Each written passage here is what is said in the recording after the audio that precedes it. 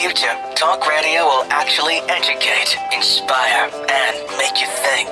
The future is now. Topics and music that affect your life from Universal Broadcasting Network. Tune in at ubnradio.com. She's passionate about telling stories of amazing women who are rocking the world and empowering women to live, love, and thrive. Here's your host, Katherine Gray. Welcome to Live, Love, Thrive Women's Empowerment Hour, brought to you by 360karma.com. I have two groundbreaking women on today. First up, we're going to have transgender stand-up comic Robin Tran. And then later in the show, we're going to have author Deborah Shames. She's the author of Out Front, and she helps women to learn how to speak in public and empowers them by doing so. So we'll be talking to Deborah later. Right now, please give a warm welcome to Robin Tran. Hi, how are you? Good. I'm the transgender Asian comic. I love that. Yeah. I love that. Just for anyone who was confused by it. Yeah, and you have such a fascinating story, and I want to visit, your journey to where you are today. But Yeah. I know comedy's been a source of bringing you a lot of happiness, and we've talked about how when you make people laugh, that's what makes you feel a lot of joy. Oh, I feel, I think the energy of like a live show is so great that I can do that for people. Like, 'cause when I was depressed, comedy saved my life. Yeah. So like that's kind of why I started. So like if I can do that for other people, it's the greatest feeling in the world. It is a great feeling to make people laugh, Yeah. isn't it? Yeah. Yeah. I think just on a regular basis, like on a day-to-day basis, I enjoy if I make somebody laugh and have a good laugh myself. I think it actually it lifts your endorphins and makes you feel a little high. Yeah. I also like doing that too. Yeah. Well, natural high or whatever. Yeah, or whatever you want to do. Sure, yeah.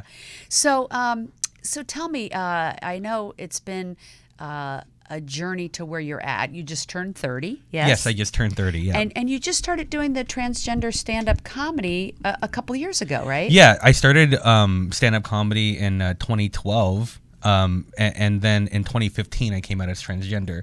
Oh, wow. So so you kind of made the transition on stage, huh? I actually did. I was on stage, and I was still in full like boy outfit, short hair, and I said, hey, this is not a joke. I'm a woman, and I'm coming out. And then I just kind of went, I'll figure out some jokes later. But anyway, and then I just went to my material, and everyone was like, what just happened? Because I don't know how else to live my life but to like just share it on stage or share it in my writings. Just keep people updated. My show and everything I talk about and everything I believe in every fiber of my soul is that people should be authentic. Absolutely, yes. And I think that is where true happiness lies. Yes. If we can't be ourselves and we're putting on a front to anybody, there is no way that we could be happy. Yeah, and so when I came out, like the day I realized that, it was February 3rd, 2015. Like I remember the date. I remember the feeling of like this, almost like this religious experience. I'm not religious, but like just like the goosebumps and crying. And I remember in that moment, it was like pure unadulterated truth. And I know that sounds weird. And I've only felt it that one time in my life. And I thought, what if my parents don't talk to me anymore? What if my girlfriend leaves me? What if my friends disown me? But it was weird. Like in that moment, I didn't care. Like I cared, but I was like, if I die tomorrow, just like, oh my God, how great was it that I figured out who I am right before I died. It's so awesome. That I have a similar story in that being gay, I actually didn't come out to my parents till I was 40. Oh, wow. And so even though I was kind of living my life, eventually at work and with friends and stuff, that was kind of the last thing. Yeah. And I remember feeling that exact same thing you're talking about, where I finally got to the point that I thought, wow, could lose everything, everyone, but it just wouldn't be worth not being myself anymore. And I was willing to do that. And people don't realize, when people grow up in the comfortable situation of just being in a straight world, they don't understand what people go through to be their authentic self, whether you're gay or transgender or whatever it is that doesn't show on the outside. I think you're right, maybe we can't hide our ethnicity or I guess we could hide our religion, but we can't, but this is something that we actually have to tell people. Yeah, you have to come out. Yeah. Oh God, coming out was such a weird process, you know, like, well, I came out on Facebook, actually. I just wrote a Facebook status. Wow. I'm like, oh, I'm just going to shut off my computer for a few hours. Yeah. And I got a lot of support, but then there were people who like, oh, well, they don't follow me on Facebook because I'm very annoying on Facebook. You know, I post like 1,000 political posts a day. So Yeah. I'm like, now I have to Facebook message those people and go, hey, I know you don't follow me on Facebook, but I'm a woman. Yeah. I didn't want you to be shocked when you saw me at an open mic wearing a dress and Right. high heels or whatever. Facebook is a great platform to tell things Yes. like that. Yeah. I think it's like, hey, you don't have to email each person or Yeah. call each person. It's just like, hey, world. Yeah. I Facebook messaged my girlfriend. Yeah. That's how I came out to her. Oh, my gosh. Yeah, I'm a very good Okay, the partner. girlfriend must have been shocked. She Not really? was like, I'll say like shocked in the moment, but then Is she still your girlfriend? yeah. Oh, But wow, that's cool. She also saw it coming. Wow, she just loved you. She just loved me. She always loved the femininity that I love that. had. You told me she almost has my same name, that you get us Ca- mixed up in Catherine emails. Gary. Yeah. I've actually Even- had people call my name, transform the letters and call me Yeah. Gary instead of Gray. Yeah. Yeah. So every time I'm emailing you, you're like, what? Why And then is- you're why like, is my girl- oh, it's not my girlfriend. Why is my girlfriend asking me to do this radio show with her? It's so weird. Yeah. Yeah, but I Facebook messaged her.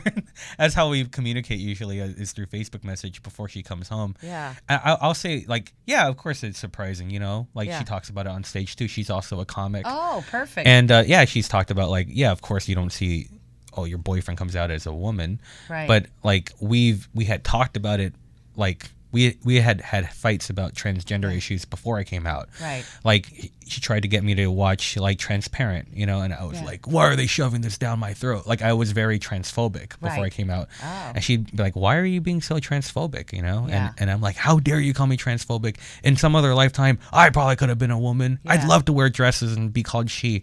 She's like, well, then why don't you? And I'm like, no, of course not. And then I forgot we had this fight. Right. So when I came out, she remembered it. And she was like, do you remember we had this fight like 2 weeks ago? And I'm Yeah. no, I have no recollection. Right. And This so repressed, she like this repressed femininity that I had. She probably got the planted seed then. She was aware of it. She always liked like, I'm a very soft person. Like, Mm-hmm. when we're like alone together, I like to be like held and stuff, you know? Yeah. But like in public, you know, you can't be, you know, you got to be like the man or whatever. Yeah. And that caused a lot of like dissension in our relationship, but we didn't really know why. It was Right. like this unspoken weirdness, like how we interacted privately versus publicly. Right. And I think that was like destroying our relationship. So me coming out actually like saved our relationship in a way. Right. Like we Because love you're it. being authentic. Yeah, we're being Yeah. authentic. Right. Yeah. So I love the story that you told me. I'd love to share it with the audience. When you were in high school, this is about being a comic, not about Yeah. being transgender. Yeah. But being a comic, so in high school they had a talent show. Yes. Yeah. And they told you there was no room for you in the talent show, but then tell the story. Okay. Well, so what happened was like I saw when I was in the 11th grade, I saw the talent show of this 12th grader who was this Asian comic. And I was like, oh, I guess I can do that next year. Right. So that's what made me audition for it. Yeah. And so my audition was like, it was for like 5 or 6 ASB students that I knew all these students. Yeah. And I bombed so horribly. Like my audition went so bad that after every joke I would say I'm so sorry, and I would start no. crying. You know, Oh, no. every joke I was like, oh no. And then so there was a band practicing behind us, you know, because they were gonna audition next, and it was my friend Mark. And after every joke he would do a just like to really like drive Yeah. home how unfunny I was. Yeah. And then so after the audition, I said, I'm so sorry. And I stormed out of there. I'm just crying. So anyway, the next week, I'm like, well, there's no way I passed this audition. And then my friend Angela, who's like running it, she goes, Robert, I was still Robert. And she goes, Robert, we need more acts. Mm-hmm. So we're just going to put you in the talent show. And I'm like, are you out of your mind? Did you see how horribly I did? Right. So I'm like, well, I have like 3 days to prepare for this like 15-minute set. Yeah. So I just went around campus and I just found groups of people and I would just talk until I said something funny and then I would write it down. Oh my God. And then the talent show came, which was like my second set ever, and I got a standing ovation. Oh my God. Like it was like 300 of like my classmates. Yeah. And then This always gives me goosebumps. I went backstage and they're chanting my name after like every act. Oh my God. Which it sounds like I'm bragging, which I am, you know. But No, it's a great story. But it was this moment of I'm backstage, and the vice principal is saying, hey, they're calling for you to come back out there and do this encore, and I'm in the fetal position, and I'm crying, and I'm like, I don't have any more jokes for them. I don't know what to do. They dragged me back out at the end of the show, and I did like a couple more minutes, and I got really emotional. And then I won the talent show. That was like my second set. Oh my God. I was 18 years old. I love that story. 2004, yeah. So you bombed. They told you couldn't be in it. Then they told you there's a place for you. There's a place for you. You end up getting a standing ovation. Yeah. They're chanting your name throughout the whole show. Yeah. And you win. Yeah. Yeah. It and is. that's when you knew that stand-up comedy was your call. I'm like, I might be good at this. Yeah. maybe this is something I should do. I and love that. And then but for people listening that maybe they want to be a comic. Yeah. I think it's a wonderful story that it may not always come easy the first time. You Yeah. do have to work at it. Yeah. It is a gift. Yeah. It is a gift. And to keep pursuing it, don't give up. Yeah. Yeah. And I mean, after I did that, I thought like, well, I need to find like, how do I get on a comedy show? No one tells you. This is like the internet. The internet is like, people make fun of the internet, but I think it's great because without the internet, I would have never found, like in 2012, I would have never found shows to perform at. Open mics all over. Yeah. Like, it's weird because like every city, there's open mics everywhere. Like in like Chinese restaurants or like just bars, like in the basement of like, like you find places. Find it. You can find it. Right. And so if somebody's wanting to do that, they could search the internet for open mics and get started and use, try out their material. And if it doesn't work out, keep going. Keep going, yeah. So I didn't do another open mic. I mean, I didn't do my first open mic till 2012. So that was an 8-year gap. Wow. Between my talent show, because I just got scared. Right. To go back up there. I did. And I'm glad you said scared because it is fear that stands in the way of so many people doing what their dream is. Yeah. And that's a difficult thing. It's like, fear is so powerful. It's it really keeps powerful. People from doing what they love, what makes their heart sing. Yeah. And, it's such a good lesson for people to listen to your story and say, don't let days turn into years of doing something that you want to be doing and love, but so glad that you're doing it now. Oh, thank you. And I know you're performing this weekend. Yes, this weekend. The 25th. On the 25th at the Japanese American National Museum. It's for a series called Comedy Invasion. Invasion spelled INVASIAN. I just like to... Yeah, I love invasion. the play on words. The play on words, yeah. Yeah. I just keep spelling it for people so they remember. Because like in text it's great to see, but I have to... And in fact, for our viewers, they can get tickets there for free for watching today. Oh, awesome. At Comedy Invasion, spelled with Asian. Yeah. It's on the screen. And putting in the password or discount code called 360 Karma, of course. What else? Yeah. So if they put in 360 Karma, they can come see you live and in person for free this weekend, the 25th. Yeah. Yeah. It's really exciting. It's like this whole series. It's not just my hour. It's like 6 different Asian American comics, and it's like this really diverse group. You know, there's Chinese American and Japanese American, and there's even this transgender comic. If you can believe. Oh, you. I don't know what she's gonna say on Saturday. No. So yeah, Who knows? It's the biggest show of my life. Speaking of, we never know what she's going to say. I actually have a clip of you. Oh. And we're going to run it. Okay. Can you roll that clip? That I'm afraid I'm going to be the first transgender woman in history to progress the trans movement forward while setting the women's movement back 50 years at the same time, but transitioning into a horrible stereotype of a woman. Just, oh my God, can someone open this bottle for me? It's so hard to open. Oh my God, guys. Someone open that door for me right now. You can call me the C word. I'm one of the good ones. God, I'm so funny. That's it's funny. amazing. That's God. funny. And so the gist of that was, of course, that you'll be progressing transgenders, but you'll be putting women back 50 years because you like to have your door held and whatnot. Yeah. That's funny. Yeah, I like to You like to be treated like a woman. Yeah. I like to bring forth those issues, but I also like to play around with the gender itself. Yeah. I know maybe that's not appropriate, but I don't know. I want to take the self-righteousness out a little bit, you know, because I don't want to be I don't want to be pigeonholed as some kind of hero. I'm I'm a human being, which means I'm going to have some problematic thoughts.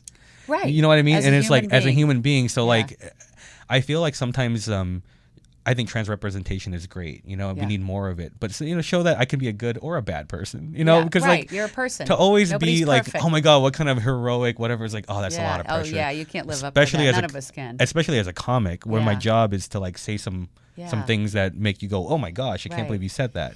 Besides it being a gift, what do you think brought you to comedy? Because I know you told me that you had a challenging background with your parents. Your mom had fought depression. Your dad Yeah. drinking, and Yeah. that it was challenging. It was super challenging. Like Yeah. it was basically, when you're a kid, you don't know what normal is, right? So, and is there normal? yeah, but you don't know what like.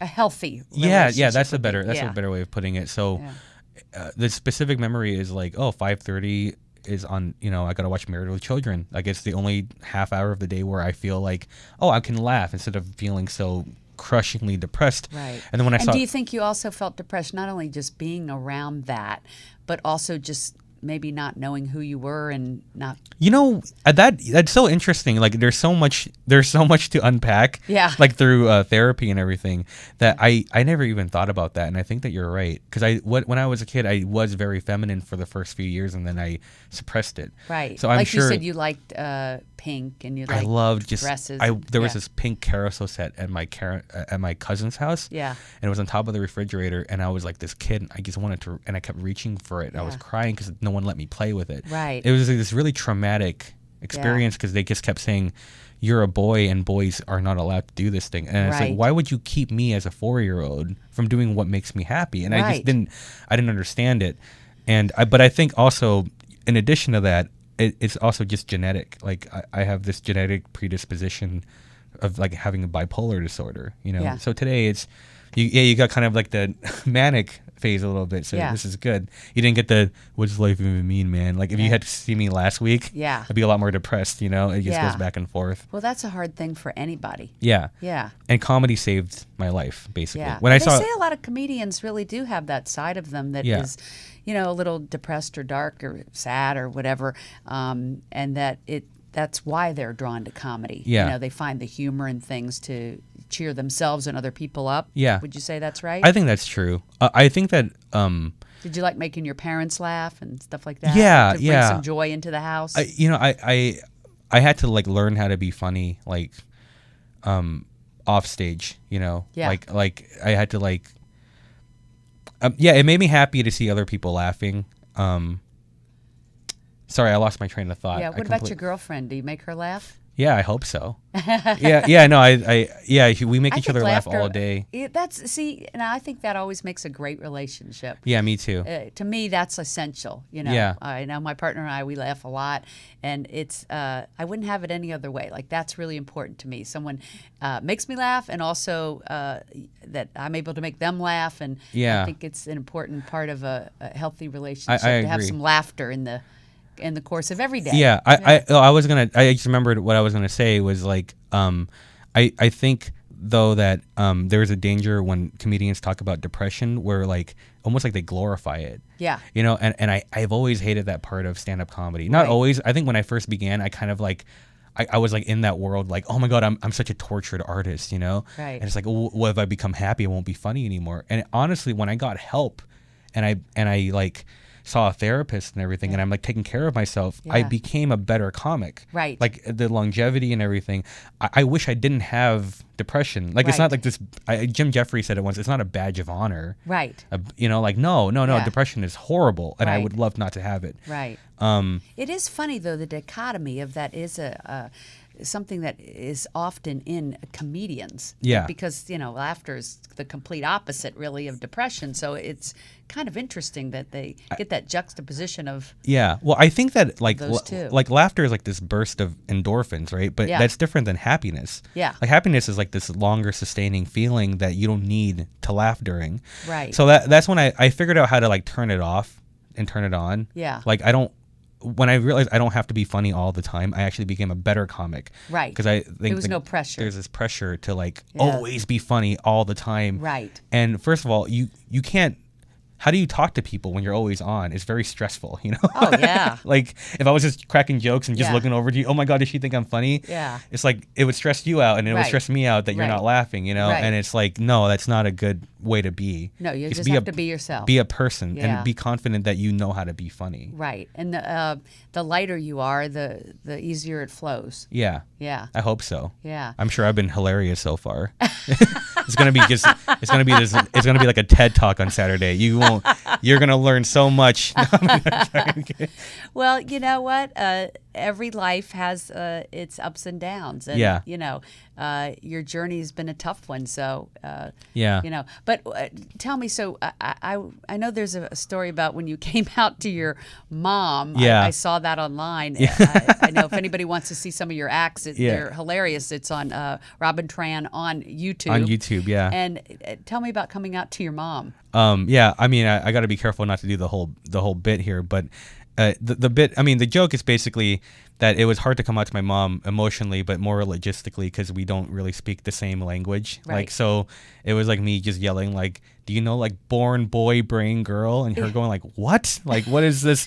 And so the joke kind of goes on that for a couple of minutes, Yeah. and I'll spare you off from the bit. You can watch it on Saturday, and it's full. But Yeah.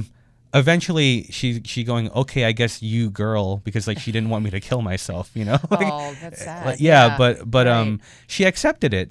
She Yeah. was very confused, Yeah. but she's like, "I don't want my kid to commit suicide, so like if this keeps my child from committing suicide, Yes. why not just accept it?" Like, It's so interesting that you bring this up because I just, right before you came to the show today, I got a text from the HRC, Human Rights Campaign, and it basically said, call your congressman or senator today because they're about to pass something wherein they wouldn't protect transgender children. Yeah, I'm not surprised. And so people need to be aware of this, that these laws are starting to enact. And if they could just, I'm having you on the show to have people try to understand your story and step into your shoes and put themselves, nobody knows how or where they're going to be born. Yes, yeah. Some people are born in America, which is like winning the lottery. Yeah, Some yep. people are born in third world countries and they're starving and they don't have water. Yeah. Some people are born Jewish or black or transgender. Yeah. And what people need to do is step inside other people's shoes Yeah. as human beings. As part of humanity, we need to love and appreciate each other. Yeah. And stop being so selfish to think that only our kind, whatever that is, Yeah. whoever we are, is what's important. Yeah. That it's so ego-minded and so small-minded. I agree. And people do need to get on the phones now, get on their text, and reach out to their Senate and Congress and say, it's not going to be okay to overturn these laws that have been in place to protect transgender children I agree. who didn't choose to be born transgender. They just are. Yeah, that's exactly They right. just are. Yeah. You were born a girl in a man's body. Yeah. And so you are being true to yourself, that who you are as a girl. Doesn't matter what the outside says or what the people say. The bottom line is, in your heart and soul and mind, that's who you are, Yeah. and that's what makes you happy. Exactly. And you know what? Bravo for you. Thank you. Bravo for you for being authentically yourself. Thank you so much for saying It's that. a beautiful thing. Thank you. Yeah. Did you want me to talk about the laws a little bit? I don't know how much time we have. Well, we are getting ready to wrap up. Oh, but okay. where would people learn about those laws? Well, I mean, I just on Google Facebook. it. I mean, I just I'm on Facebook, and Yeah. there's like share this or copy and Right. paste, don't share. Or And they whatever. can find Yeah. you on Facebook at Robin Yeah, Tran. Robin Tran. Yeah, Right. I'm very annoying on Facebook, so I'm sure half of you will unfollow me. up. Yeah, will unfollow me immediately. Well, I am going to continue to look at your stuff on YouTube. I think it's hilarious. Thank you. And I want everybody to come down and see you live and in person Yes. at the Comedy Invasion. This is the biggest show of my life. I've Oh. worked so hard on it. I'm so nervous about it, which means it's going to be It's a good thing. But I'm terrified before, which is a Right. good sign. So It is. Yeah. It is. And, I know you told me you have fear before and after the show, but not during. Not it, during. You have the joy of it. And, Yeah. I hope you get past that. I'd love to see you not have that fear before and after, because I think that I think you should be able to enjoy The whole experience. the whole Yeah, experience. I agree with you. I And need have to- the audience get to meet you after. And I know you get that anxiety, Yeah. but it's something to. You saying that You right know now what? is horrifying. You know Like, what? But you know what? Look what you've overcome already. That's true. I mean, sometimes I think of that with losses I've had in my life. I'm thinking, if I can do this, I can do anything. And Yeah. I think that's the way you should feel. Yeah, if I can Yeah. tell my mom that I'm a girl, then like, what is saying hi to someone after a show, right? There you go. Yeah. I love that. Thank you love so much. that. Looking forward to your shows, and thank you so much for being on, and thank you for being your authentic self. It's refreshing. Thank you so much for having me. You bet. All right, we will be right back with Deborah Thams. The Live, Love, Thrive radio show is produced by 360karma.com. Are you a 360 Karma woman? If so, spread the word. Be sure to follow us on social media at 360 Karma Women on Facebook, Twitter, and Instagram. Please like us and share us with family and friends. This is the year of the woman, and we are stronger together. The Live, Love, Thrive program is brought to you in part by Honda of downtown Los Angeles, supporting the equality and empowerment of women.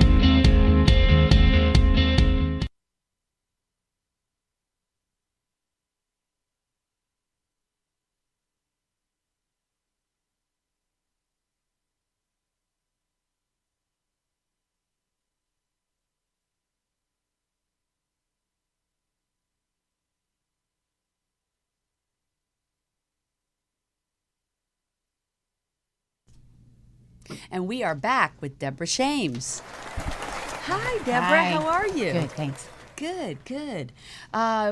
Your book, which is called Out Front. Out Front, which I find, I realized in my introduction, I was introducing my transgender stand-up comic, and then saying you wrote Out Front, and they're probably thinking there's some correlation there, and there's none.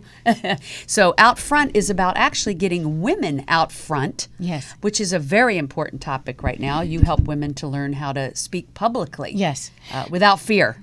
Well, and that's the big issue. Yeah. You were talking about Robin, and authenticity and fear are two motivating factors. Right. And women to speak out. Women are so strong at saying, no, I'm better behind the scenes. Let Yes. somebody else speak out. Right. We can't risk that anymore. We Right. can't blame men anymore for holding us back. Right. It's really up to us to learn the tools Yeah. to speak out. Yeah, that excuse is gone. Gone. Right. Right.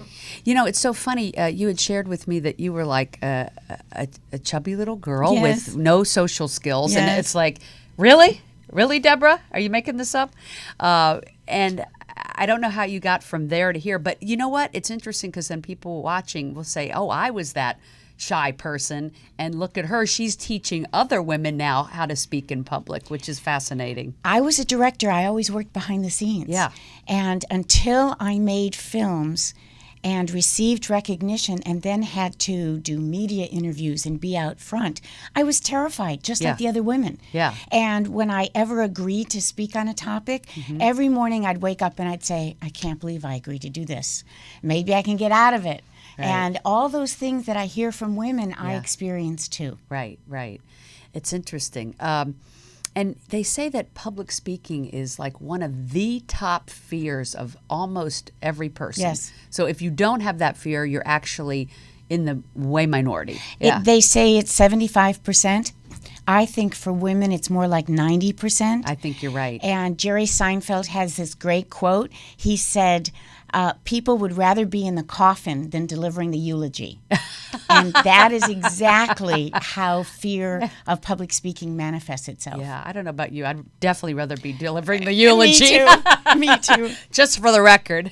Well, and there are tools and techniques because in my entire years of training and coaching, I've never yet met someone born a great speaker. Yes. Even the best who make it look seamless Right. know that there are tools and techniques and practice and getting it wrong and then keeping going Right. to make them good at public speaking. Right.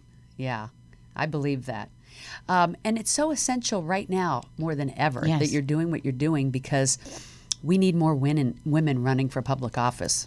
And if women don't learn to speak publicly, they'll never achieve that. They won't be able to support their nonprofit. Right. They won't be able to pitch and gain new business. Right. Because when you're in front of an audience Yes. and you're speaking about something you're passionate about, that's how people see you as the go-to person. Right. So you cannot really achieve all that you can achieve without public speaking. Right. It's very essential. And so here we've got 75 to 90% of women don't want to speak in public. Yes. And yet it's probably in the top 2 or 3 tools to become a successful business person or even CEO or And a leader. Leader. Yes. Yeah. And what's interesting, Catherine, is that there are tools and techniques. I put them in out front. There are practical ways that will shorten a woman's prep time in terms of delivering a presentation, because it pains me when I see women who research a subject to death and then write out and read or memorize their content, believing this will make them good at what they do. Right. And it's just the opposite. Right. And then a man will wing it and a woman will say, I don't get it. Yeah. Well, it's because an audience relates to him. Right. He's more genuine. He's more Yes. authentic. Right. So what I love to do is to work, especially with young women, Yes. and give them the tools so that they can engage an audience. They can work off an outline. Right. They can add themselves back in. Right. Because women were taught to take themselves out of a presentation. Right. Oh, how interesting. Oh, I definitely think people telling their story is what helps make them relatable and human and feel authentic. And even if it's not their story, a woman's perspective, an I statement, I've experienced, I know, Right. I've seen, Right. that gives her more credibility. Everything is counterintuitive. Yeah. So you need those I statements. Yeah, and it's so interesting that men and women think so differently. And Yes. with speaking and what you're saying, it's so relevant to the conversation that we're having with 360 Karma, which is we need more women in positions of influence because we need more female perspective at the table in every industry. And the only way to achieve that is A, coming together and helping each other. And I think B, is that more women learn how to speak publicly. Absolutely. They need it in almost every industry.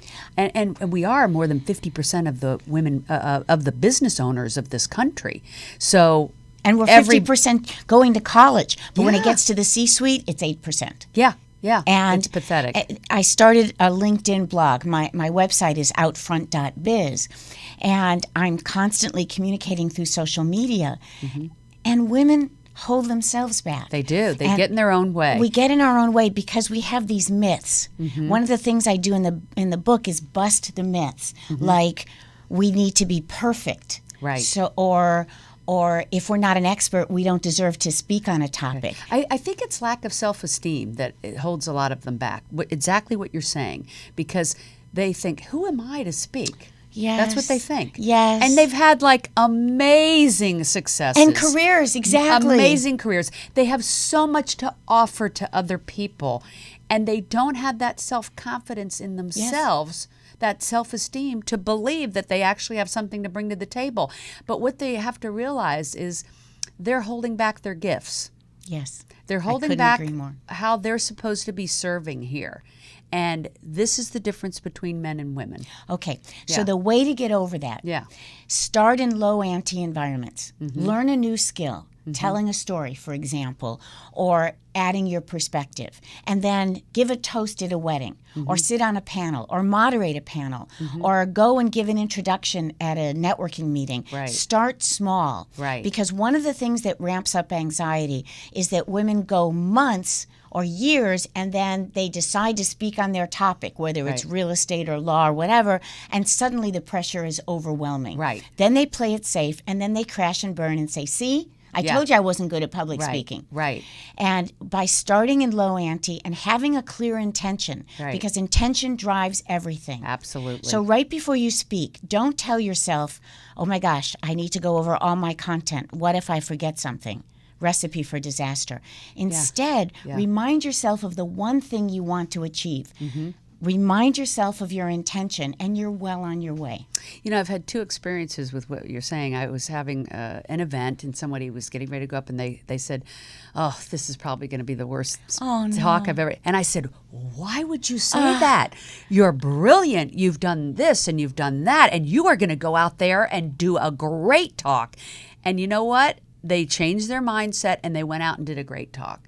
It is what you believe. And not only that, what you say. Yeah. It's a self-fulfilling prophecy. Yes, it if is. you say, I'm going to crash and burn, you totally. will. And there's something else that you did that was really smart. When you've had a success with speaking, even a small one, bask in it. Look, I'm Jewish. Yeah. And so it's the opposite. The glass is half empty, not half full. But David, my partner, taught me that when I've had a success, I've gotten a standing ovation, or I've had people come up and say, you inspired me, I literally sat with it and basked in it. I felt like a rock star. Yeah. So that the next time I go to speak, Yeah. when I ordinarily would have anxiety, I'd remember back when I had a success, Yes. not when I had a failure. I love that. I love that. It's a great tip. And then I've had other women at events get up and they'd be saying, "I'm going to read from my notes." And I'm like, no, you're going to kill it. There's no authenticity in that. People don't like you reading from their notes. And that's something I wish they would do, is put down the notes. Well, here's why. It's their crutch. And It's their crutch, and it's the same with PowerPoint. Yeah. They want to be perfect. They're afraid of getting any word wrong. Right. And if you work off an outline, your attention is not on the critic in your head. It has to be out on the audience. Right. So the best thing you can do is speak conversationally, the way Right. you always do. Right. Like have your 5 points and make them. 3 points. It's easy to remember 3 three. points. Never Okay. remember. Yeah. Oh, good advice. Never more than 3. Okay. We think of lists, nursery rhymes, everything in 3s. And then by engaging with people in the room, you can read them. Yes. You can say, are they off their phones? Are they paying attention? Are they nodding and smiling? Are they looking bored? And if they're looking bored, first of all, don't take it personally. Yeah. Second, recommit. Make it more important to you and say, I'm going to turn that person around. Right. Think of speaking as a competitive sport. Right. And you'll be fine. I mean, if I were to script out everything I was going to say today, oh my God, my anxiety would be through the roof. Right. Instead, it's connecting with you. Exactly. Being in the present. Being on the ice in the present. Right. Yeah. There's nothing stronger than that. And I think that's what happens. People get in their head and Yes. they're thinking about something before or something ahead and not the present moment. In fact, the only time professional newscasters will screw up is right at the end. Right. Because they've already finished in their mind their presentation, What they're going and to they're the next thinking thing. about what the next thing is, Yeah. and that's when they trip up on their words. Yeah. And it happens to everyone. Yes. So if you do fumble, if you do trip up, Yeah. poke fun at yourself. Right. Say, in English that would be, or I'm going to have to switch to decaf, and then the room will I'm love going to remember you. these. My pleasure. So before you did all this, where you're Yes. training women to speak, your career was as a producer in Yes. filmmaking. Now, you were creating films for public TV in Chicago, right? Good memory. Yeah. And then went on to come to LA, and I think you've done like 60 films. Yes. And then you veered off into this Erotica, which we'll just mention that kind of threw your career into a tailspin because it was so controversial, right? Exactly. Right. And you and I were talking just briefly about how there's such a difference between erotica and porn. Porn is something that I don't think any of us women advocate. It's too Impersonal. It's always aggressive badly toward women. Yes. But erotica, yours was like celebrating the beauty of women, right? And couples. Dr. Lonnie Barback is a longtime friend, and I'm a huge fan of hers. And she has a number of books on erotica. Right. And she and I were talking. And by the way, nobody would look at this conservative little lady teaching public speaking and thinking she produced erotica movies. That's why I had to bring it up. Just being a side note. unpredictable is really good, whether it comes to public speaking or erotica. That's Yeah, right. but they would put me on talk shows with these porn queens, Oh, and then wow. say, you ruined my husband's life. And I'm thinking, oh gosh, this is the wrong place for me.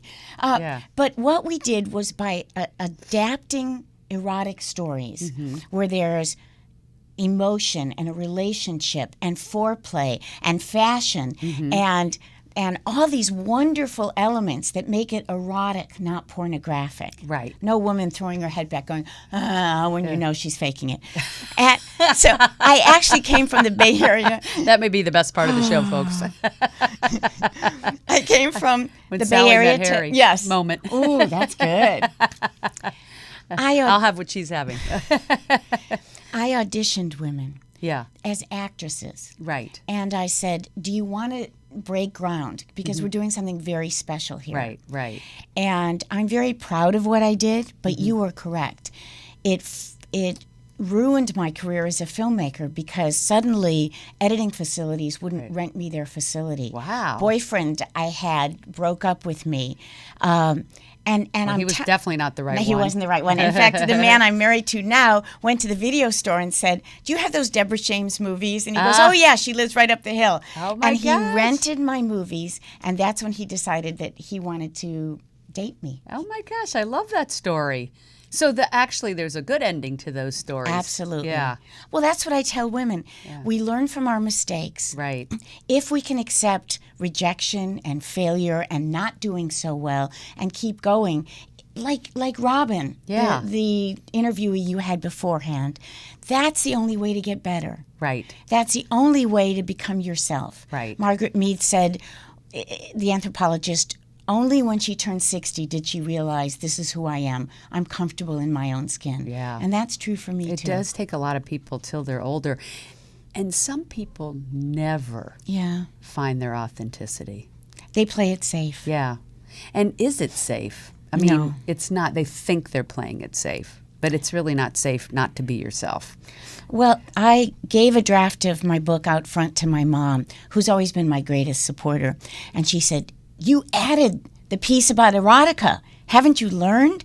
And I said, I can't ask women to take risks and stand up if I'm not willing to do it. Right. And the millennials and the younger professionals, they're like, what's the big deal? Yeah. I mean, for me, And that was how long ago? That was 90s, the mid-90s. Yeah, so that was a long time ago. People are more progressive I hope today so. with the internet and social media and everything, I think. Well, Showtime started Red Shoe Diaries based on my erotica. Really? Yeah. Yeah. That's cool. It is very cool. Like I say, I'm proud of it. Yeah, you should be. Yeah, you were a trailblazer. Yeah. Yeah. I It mean- costs you, but you know what? I wouldn't have it any other way. Yeah. Well, there are costs when it's worthwhile. And when you're trailblazing, there's always prices to pay. But it is worth it. Yeah.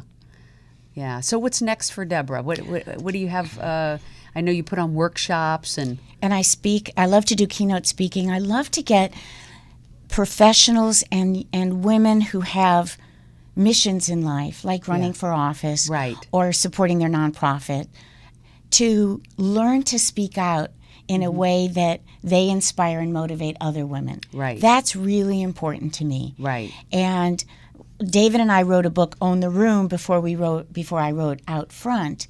I don't have any more books in me. What I have, though, is I'm on a mission, and I'm developing a movement so that women never hold themselves back again by refusing to speak out. I love that. So how do people find out about your workshops? Outfront.biz has our schedule, has Okay. events. And you guys speak all over the country. We do. Yeah. We train. You're a husband-wife team? Yes. That's cool. Yes. And that to me was another gift. Yeah. Is that Oh, yeah, that you're working with your teammate, soulmate, probably. and he lets me interrupt him, and we team He's a present. keeper. Oh, he's a keeper. You sound like my mom. Exactly.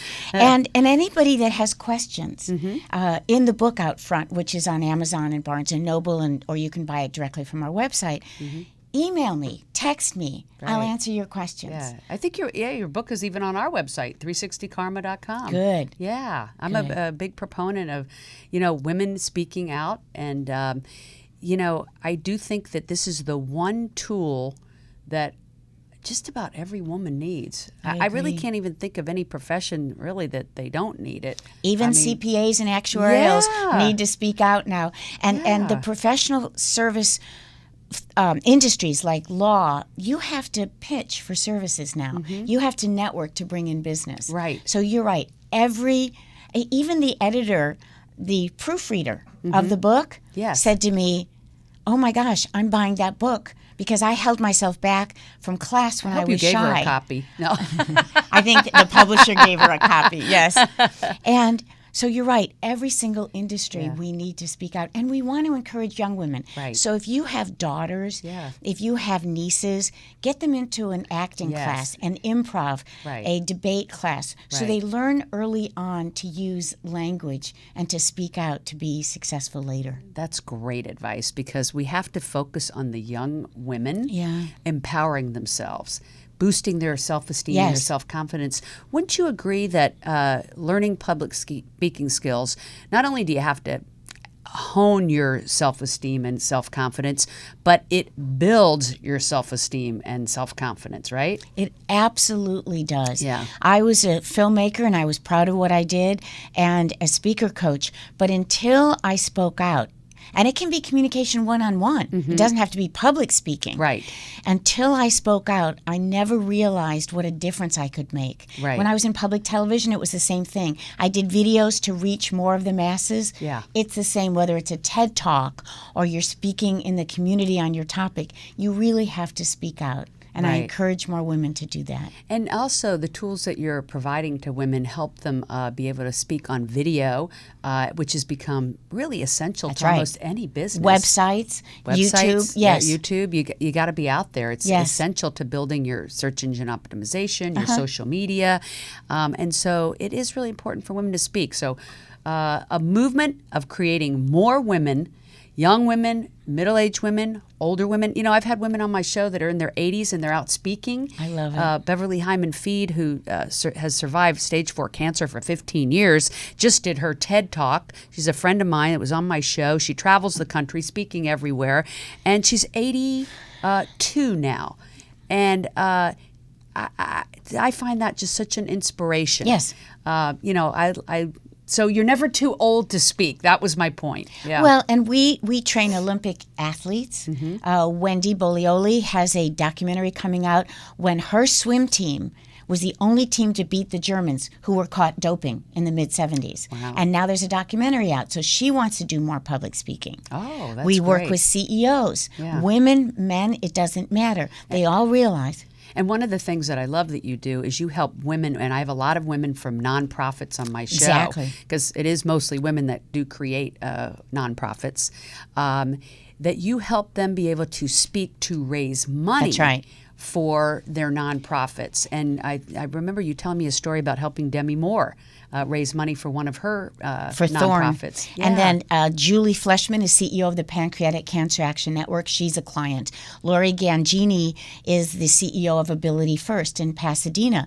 Oh. And yes, it's around them inspiring their troops, their team, and being better at fundraising. Right, because fundraising is what sustains them, and speaking is what sustains the fundraising. Exactly. Hello. And women have to realize it's not about telling long stories. No. And it's not about... there are tools and techniques to being effective speakers, and it works for men as well as women. How to have an intention, how to take on a role, how to tell a good story, how to open in a way that grabs the audience's attention, and then how to close in a way that whoever is listening remembers what you have to say. I love that. Thank you so much for what you're doing. It is so important to our culture today, and I really appreciate it. I hope everybody goes out and gets your book out front and comes to your workshops. And thank you, Deborah, so much for helping empower women and all people, but especially women. Oh, Catherine, they should all be as good an interview as you are. Thank you. Thank you, Deborah.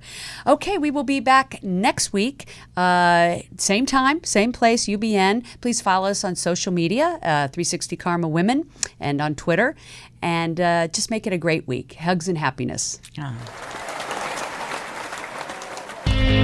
The Live, Love, Thrive program is brought to you in part by Honda of downtown Los Angeles, supporting the equality and empowerment of women.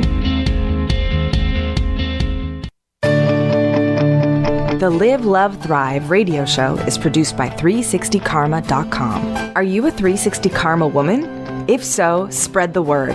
Be sure to follow us on social media at 360 Karma Women on Facebook, Twitter, and Instagram. Please like us and share us with family and friends.